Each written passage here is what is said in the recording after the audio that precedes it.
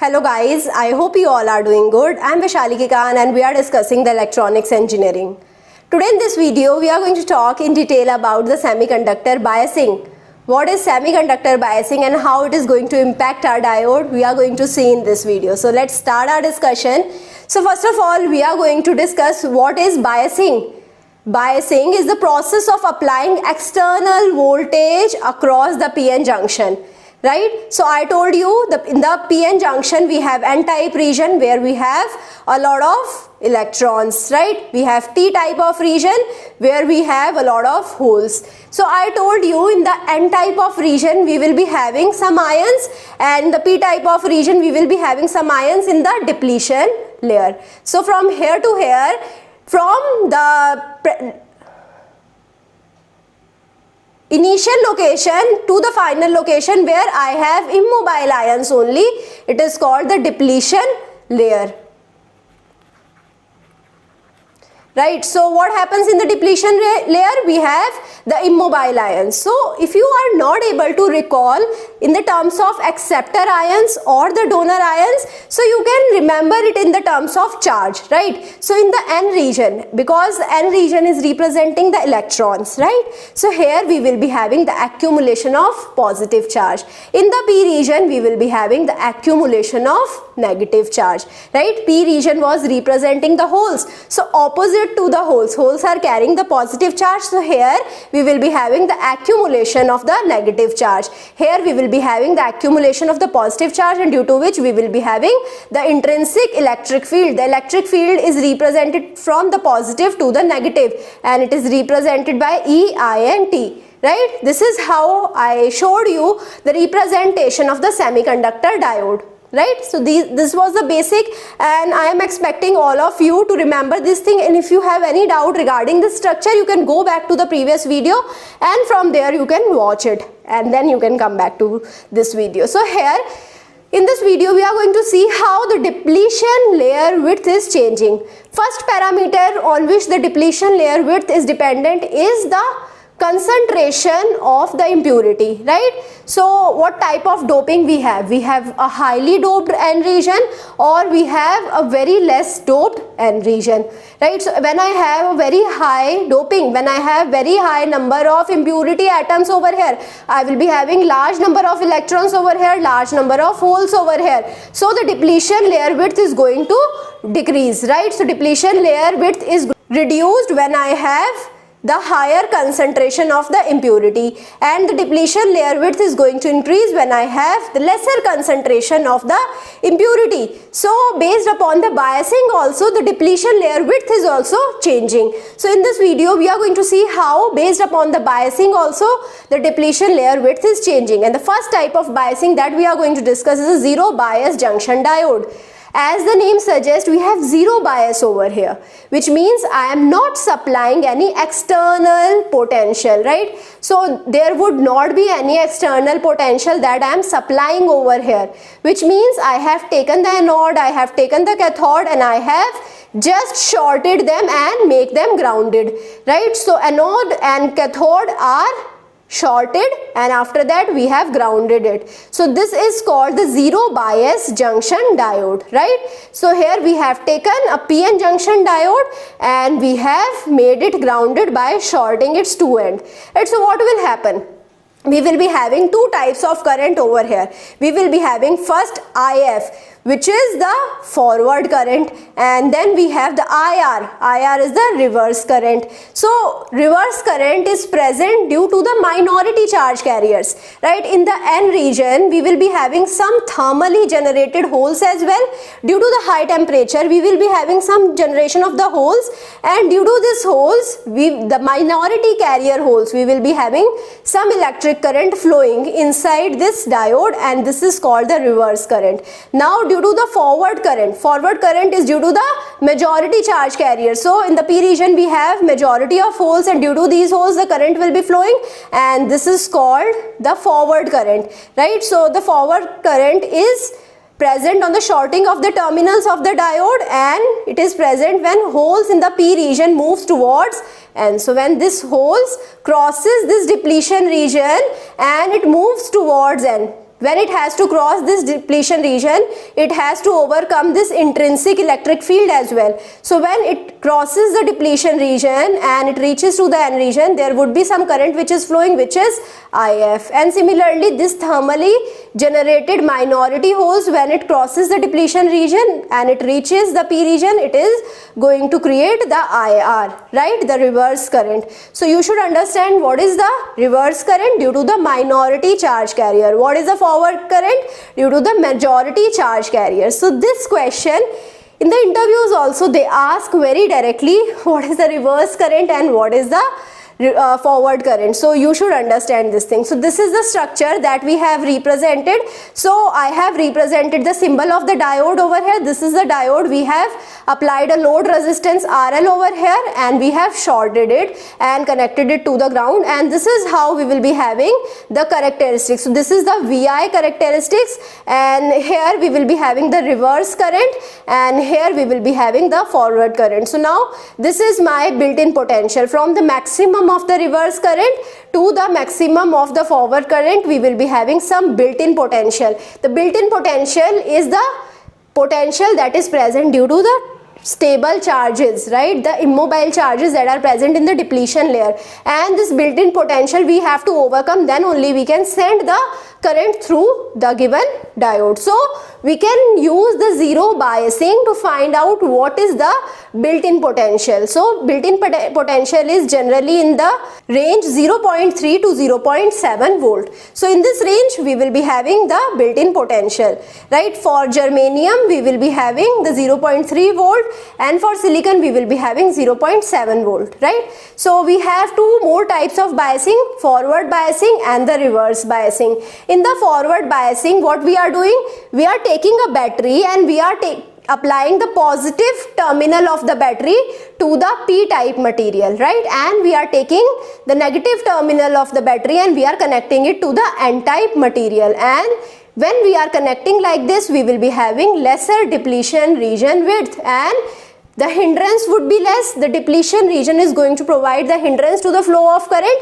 So if I have the lesser depletion region width, I will be having the lesser hindrance to the flow of current. So in the forward bias, my current can flow in a very smooth manner.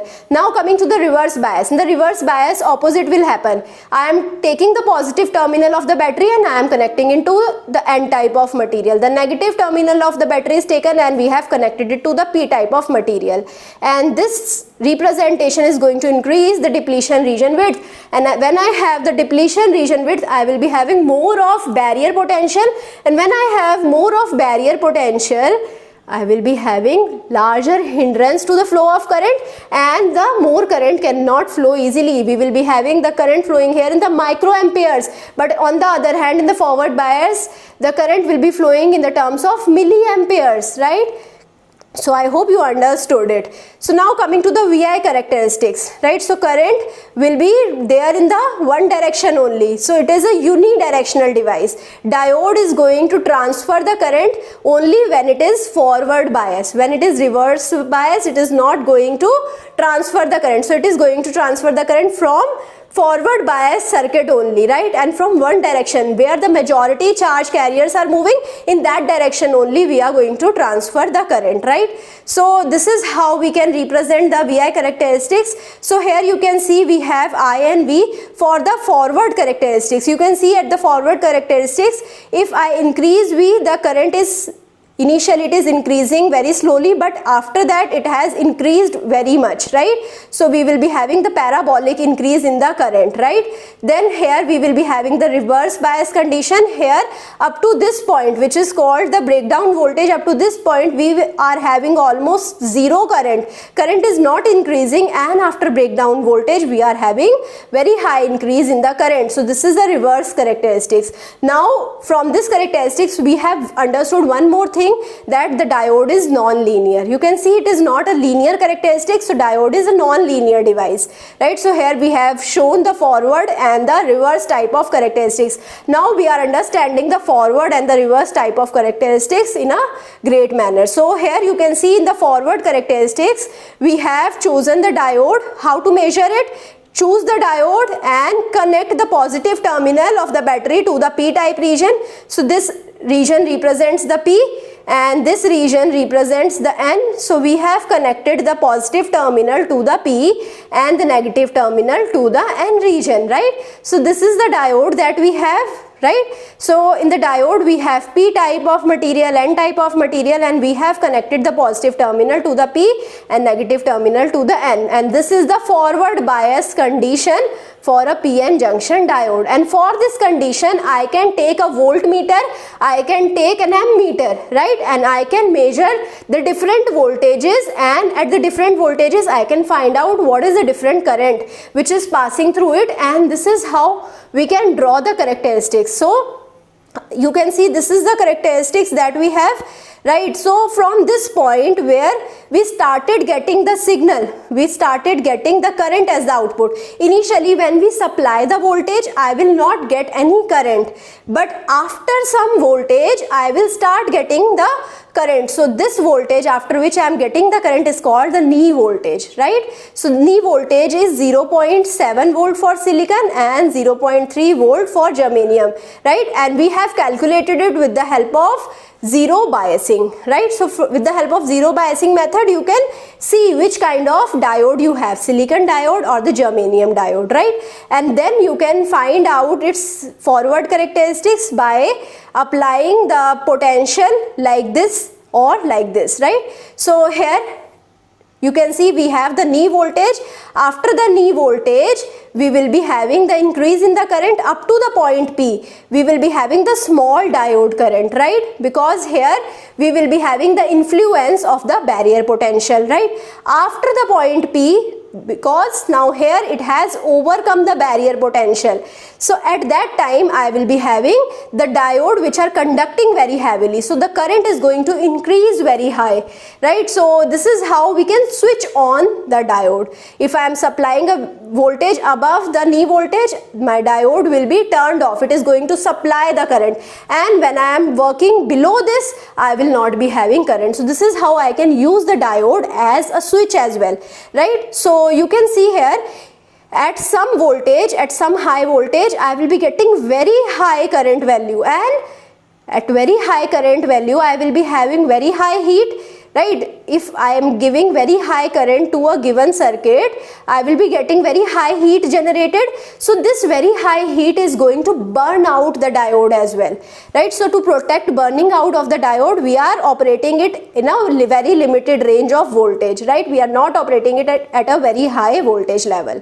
Now coming to the reverse characteristic, what happens at the reverse bias? So here at the reverse bias I have taken the diode, I have connected the P type of terminal to the negative terminal of the battery and N type of terminal to the positive terminal of the battery. Now here the current which is flowing is majorly due to the minority charge carrier. So this current is majorly the reverse current. In the previous case I was having majorly the majority charge carrier flowing and I was having the forward current. Here we will be having the minority charge carrier moving and I will be having the reverse current, right? So this is a P region, N region. P region is connected to the negative terminal, N region is connected to the positive terminal.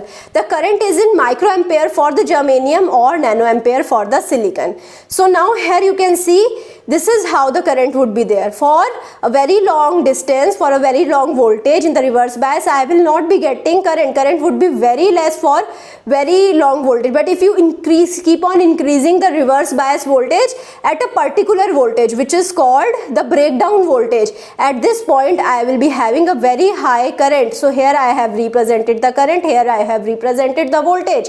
At the breakdown voltage I will be getting very high current. So at the point where junction breakdown is going to happen, at very large reverse voltage I will be having very large reverse current, and the reverse current is going to increase rapidly, and this voltage is called as the breakdown voltage, right? So before breakdown I will be having small breakdown current. Till this point I will be having small breakdown current, and which is almost zero. So it remains almost constant, which is nearly equal to zero only. It's in micro or nano amperes, which does not count. So here in the reverse bias mostly I will be saying my circuit is operating in the off condition, right? If I am below the breakdown voltage. If I am above the breakdown voltage, if I supplied more voltage than the breakdown voltage, then I will be having very high current. At that time it would be on, but before that I will not be having the on condition. So now I will be getting the reverse saturation current, right? So when I have reached up to the breakdown, before that I will be having the reverse current, and due to which is present, due to the reverse current is present due to the minority charge carrier. We all know the minority charge carriers are generated due to the temperature, and this is how I can say our diode in the reverse bias is temperature dependent. If I change the temperature, the minority charge carriers will change, right? If I increase the temperature, I will be having larger number of minority charge carriers and I will be having larger reverse current. But if I am operating at a lower temperature, I will be having a lower number of minority carriers and I will be having lesser reverse current. So in the reverse direction, it is highly dependent upon the temperature. So I hope you understood each and everything that I have discussed in this video. If you have any doubt, you can put the doubt in the comment and I will be trying to resolve your doubt as soon as possible. I hope you like this session. If you like it, please push the like button, subscribe to the channel, share it with your friends and also give me your feedback. Thank you so much.